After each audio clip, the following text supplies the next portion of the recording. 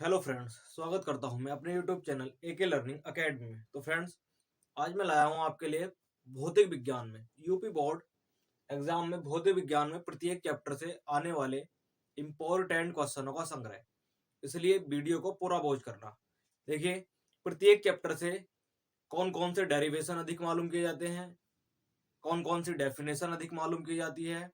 मैं इस वीडियो में आपको प्रत्येक चैप्टर से यूपी बोर्ड एग्जाम में आने वाले सभी क्वेश्चनों को बताऊंगा, इसलिए वीडियो को पूरा वॉच करना। देखिए, पहला चैप्टर है हमारा विद्युत क्षेत्र तथा विद्युत आवेश तथा क्षेत्र। देखिए, इस चैप्टर से आपको क्या क्या पढ़ना है, क्या तैयार करना है। देखिए, सबसे पहले आपको विद्युत फ्लक्स की परिभाषा एग्जाम से पहले जरूर पढ़ के जानी है। साथ ही साथ गॉस की प्रमेय और उसका सत्यापन किस प्रकार किया जाता है, इसको भी आप जरूर पढ़ेंगे। देखिए, गॉस की प्रमेय के आधार पर अनंत विस्तार वाली समतल चादर के समीप विद्युत क्षेत्र की तीव्रता का जो व्यंजक आता है उसको भी आपको याद करना है।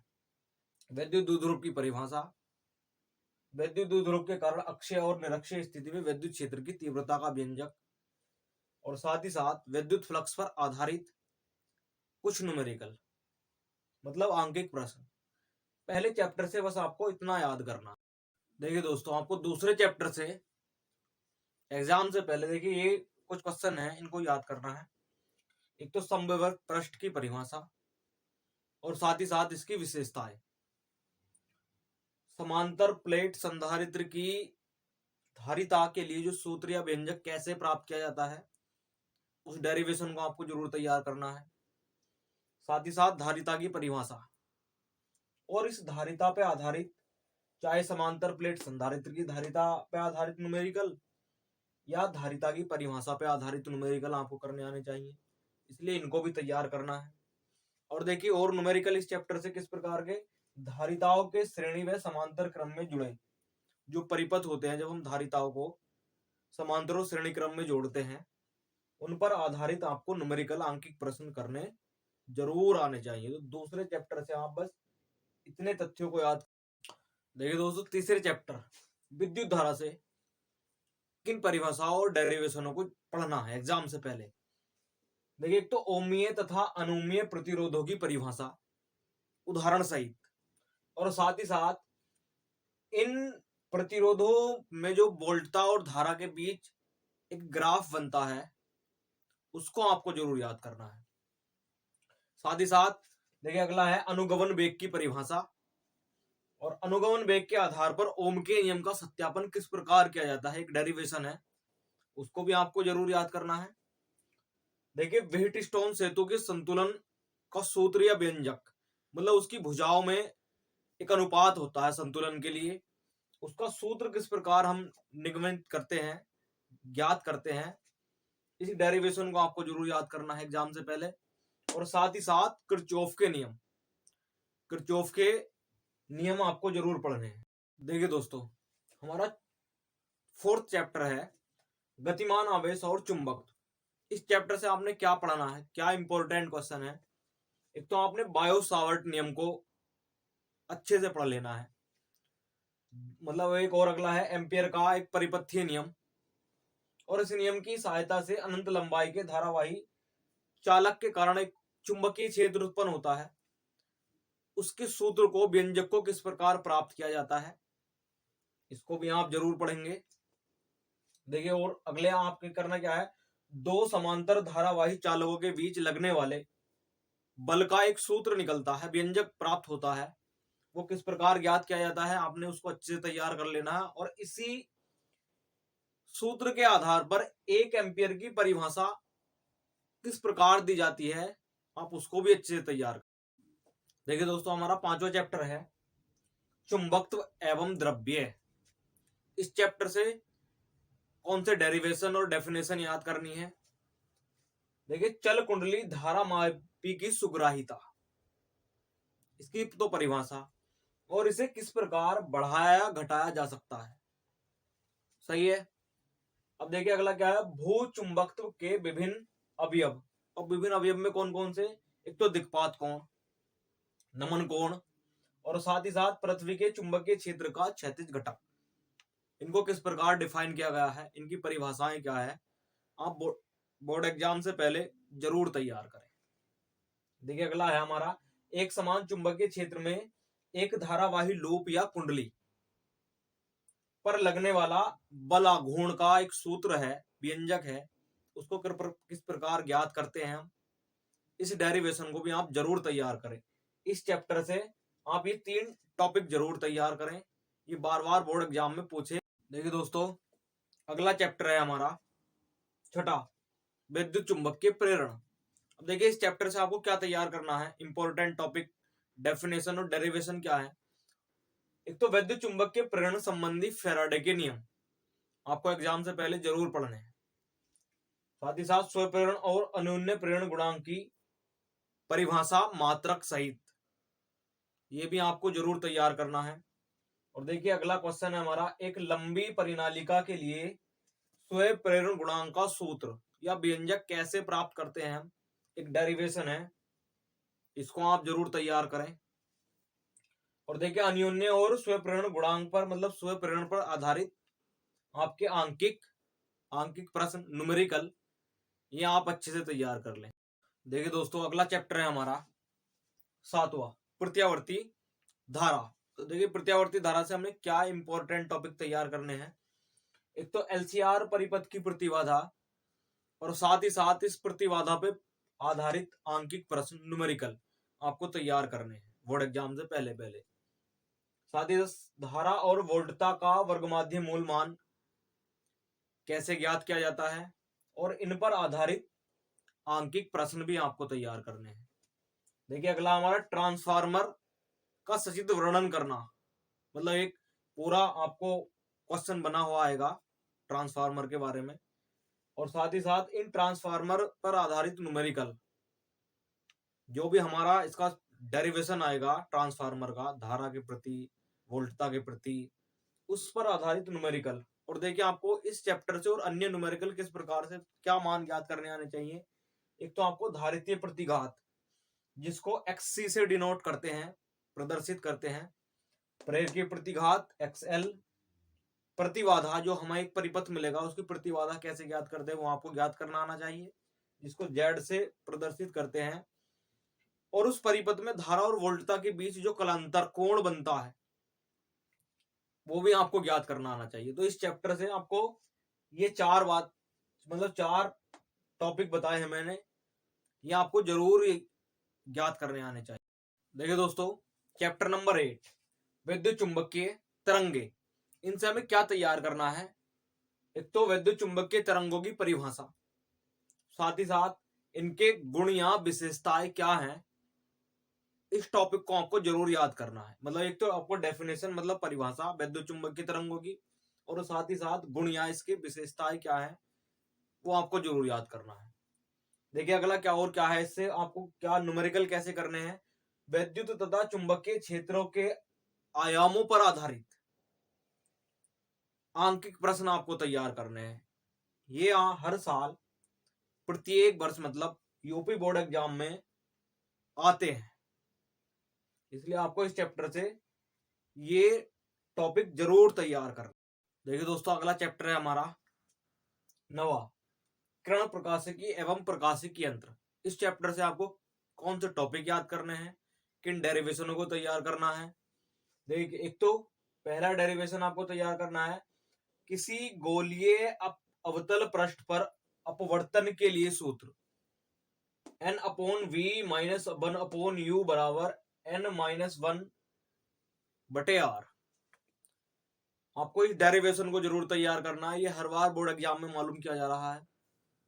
अगला है देखिए हमारा डेरिवेशन, पतले लेंस के लिए सूत्र 1/F बराबर N-1 इंटू 1/R1 - 1/R2, जहां पृष्ठों की त्रिज्याएं होंगी। और साथ ही साथ ये डेरिवेशन के साथ साथ इस फॉर्मूले पे आधारित आपको आंकिक प्रश्न और तैयार करने हैं। सही है, इनको जरूर ध्यान देना है आपने। अगला देखिए हमारा है क्या, संयुक्त सूक्ष्मदर्शी का सचित्र वर्णन और इसकी आवर्धन क्षमता। देखिए आवर्धन क्षमताएं का सूत्र कैसे प्राप्त किया जाता है इस डेरिवेशन को भी आपको तैयार करना है। साथ ही साथ ऐसा ही खगोलीय दूरदर्शी का सचित्र वर्णन करना हमें, और इसकी आवर्धन क्षमता को कैसे ज्ञात किया जाता है, उस डेरिवेशन को भी आपको तैयार करना है। अब देखिए, इन दोनों पर आधारित मतलब संयुक्त सूक्ष्मदर्शी और खगोलीय दूरदर्शी के जो डेरिवेशन प्राप्त होंगे आवर्धन क्षमताओं के, उन पर आधारित आपको आंकिक प्रश्न करने जरूर आने चाहिए। देखिए दोस्तों, 10वां चैप्टर है हमारा तरंग प्रकाशिकी। इस चैप्टर से आपको क्या इंपॉर्टेंट टॉपिक पढ़ने हैं? एक तो आपको यह तैयार करना है प्रकाश का व्यतिकरण और इसकी शर्तें, मतलब ये होता कैसे है, वो क्या कंडीशन है जिसके कारण प्रकाश का व्यतिकरण होता है, तो उसकी शर्तें भी आपको तैयार करनी है। देखिए अगला है हमारा हाइगेन्स की द्वितीयक तरंगिकाओं का सिद्धांत। आपको इसकी परिभाषा को याद कर लेना है, हाइगेन्स की द्वितीयक तरंगिकाओं के सिद्धांत की। और साथ ही साथ इसी सिद्धांत के आधार पर देखिए प्रकाश के अपवर्तन का एक डेरिवेशन होता है जिसका हम सूत्र प्राप्त करते हैं, और साथ ही साथ परावर्तन का भी एक डेरिवेशन हो, मतलब इन नियमों की व्याख्या करनी होती है। सही है, हाइगेन्स ने इन नियमों की कैसे व्याख्या की उसको आपको जरूर तैयार करना है। देखिए अगला है हमारा प्रकाश व्यतिकरण के लिए यंग का प्रयोग। यंग के प्रयोग से साथ ही साथ फ्रिंजों की चौड़ाई कैसे ज्ञात की जाती है, इस डेरिवेशन को आप तैयार करेंगे। और इन फ्रिंजों की चौड़ाई पर आधारित आपको आंकिक भी तैयार करने हैं, मतलब न्यूमेरिकल। सही है, अगला है देखिए हमारा क्या, प्रकाश का विवर्तन। प्रकाश के विवर्तन की आपको डेफिनेशन याद करनी है। साथ ही साथ एक पतली झिर्री द्वारा पर्दे पर बने विवर्तन का प्रारूप, कैसा पैटर्न प्राप्त होता है एक पतली झिर्री द्वारा, वो आपको उसका डेरिवेशन ज्ञात करना है। और साथ ही साथ इसी के माध्यम से कोणीय चौड़ाई, मतलब कितने एंगल पे बनती है, कितनी दूरी पे बनती है, वो कोणीय चौड़ाई का डेरिवेशन इसी में जुड़ा हुआ है, उसको तैयार करना। और साथ ही साथ इस कोणीय चौड़ाई पर आधारित आपको आंकिक प्रश्न भी तैयार करने हैं। सही, देखिए दोस्तों अगला चैप्टर है हमारा 11वां विकिरण तथा द्रव्य की द्वैत प्रकृति। इस चैप्टर से आपको क्या क्या तैयार करना है? एक तो आपको देहली आवृत्ति और कार्यफलन की परिभाषा तैयार करनी है इस चैप्टर से, और साथ ही साथ इन पर आधारित आंकिक प्रश्न भी तैयार करने हैं, न्यूमेरिकल। सही है, तो इसलिए ये टॉपिक को आप जरूर पढ़ें। और क्या पढ़ना आपको? देखिए इस चैप्टर से डी ब्रोगली तरंग दैर्ध्य की परिभाषा और इस तरंग दैर्ध्य पर आधारित न्यूमेरिकल आंकिक प्रश्न भी आप जरूर तैयार करें। अगला देखिए हमारा प्रकाश विद्युत प्रभाव की डेफिनेशन और साथ ही साथ इसके नियम कि ये होता कैसे है, ये भी आपको जरूर पढ़ना है। सही है, अगला देखिए हमारा क्या, प्रकाश विद्युत उत्सर्जन संबंधी आइंस्टीन का जो समीकरण है उसका एक डेरिवेशन है जिसका सूत्र प्राप्त किया जाता है, ये हाफ mv मैक्सिमम स्क्वायर बराबर h new minus new note. सही है, तो आप इस डेरिवेशन को भी जरूर तैयार करें। इस चैप्टर से आप बस इतना तैयार करें। सही है, देखिए दोस्तों अगला चैप्टर है हमारा 12वां परमाणु। इस चैप्टर से आपको कौन से इंपॉर्टेंट टॉपिक तैयार करने हैं?